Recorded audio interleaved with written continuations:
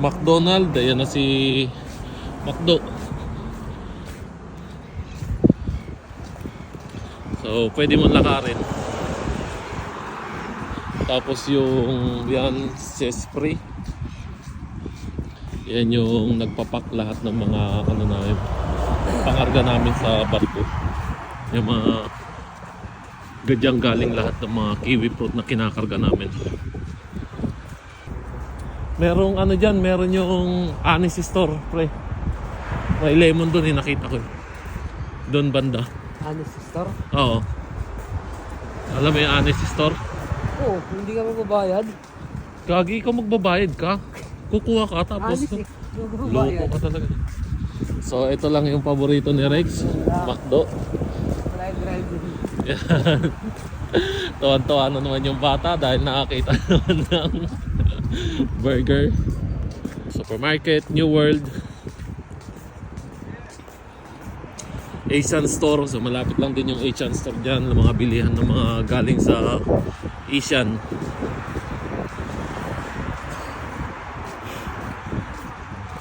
So dito lang yan sa may Mount, sa sentro. So yun yung Sespri na sinasabi ko kanina. So dyan nang gagaling lahat ng mga kinakarga namin, mga kiwi fruit. Yung mga sakal nila oh.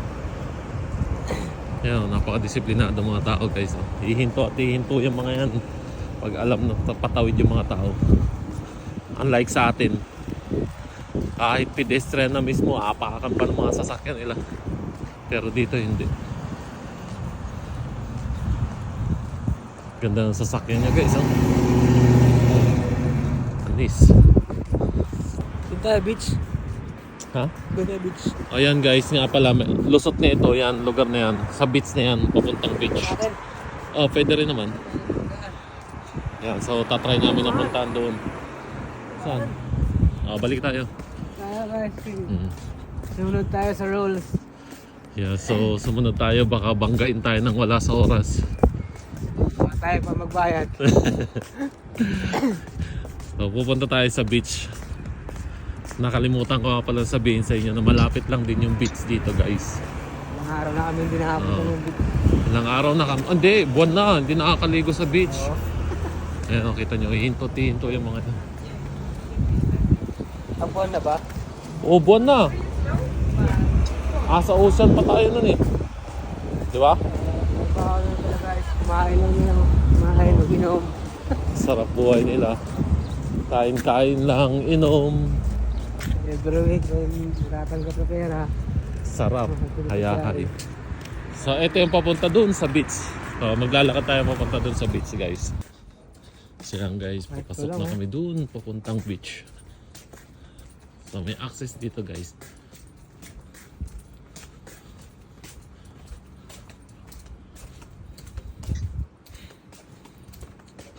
Ayan, beach access. Saka naghahanap kami guys ng free lemon. Beach access. At naghahanap din kami ng free lemon nga pala. Oh.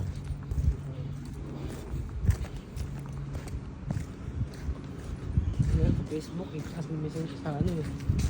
Marketplace. Oh, lemon tsaka orange free. Tsaka orangga.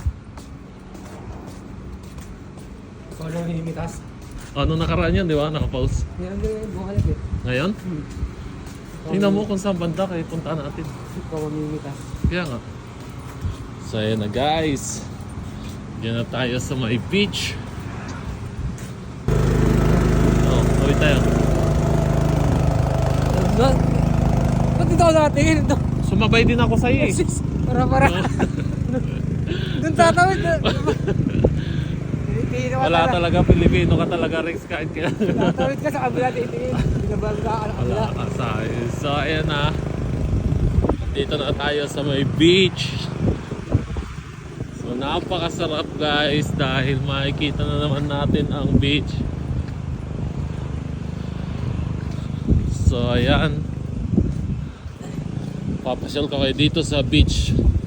Yan, dahil mga nagsasurfing, kaso talagang malamig guys. So hindi nyo kami maasahan maligo dahil takot kami sa tubig sa panahon ngayon dahil sobrang lamig. Kaya napakaganda kasi ang lakas nung hangin. Oh, may barko pa parating. Ayan guys, ang beach dito sa amin. Ayan na.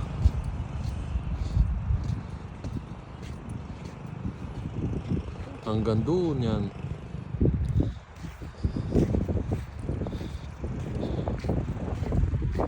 At ayun yung mount. Malapit lang. Dinadala ng hangin lang yung pila. Dinadala ng hangin yan. Ilalaban mo, i-opposite mo. Oh. Katulad yung hangin papunta rito. O di ipipacing mo yung board mo.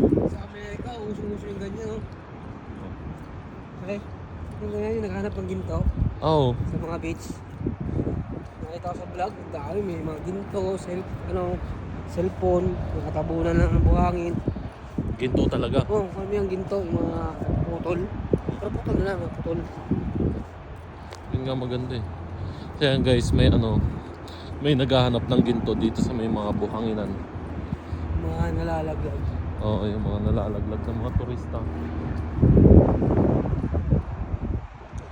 So imagine nyo guys, oh. Ang ganda niyan.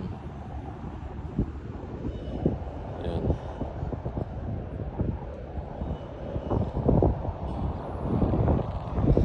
Tapos dito. Ito. Ayan, si Kuya. Naghahanap ng ginto. Ito yun yung mount. Ayan.